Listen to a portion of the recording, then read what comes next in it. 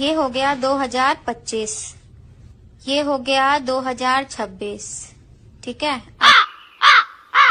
अब हम इसको करेंगे उल्टा, तो ये हो जाएगा 5202, और ये हो जाएगा 6202। ठीक है, अब 0 से हमने 0 काट दिया, ये बचा 522,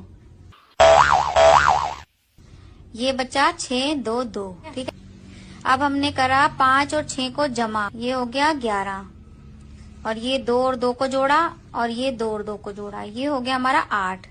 अब इस 8 को हम ले गए यहाँ पर, और 11 को ले गए हम यहाँ पर। 5, 4, 3, 2, 1, 0। ठीक है, अब वैसे इसका कोई मतलब है नहीं, मैं तो वेजी बैठी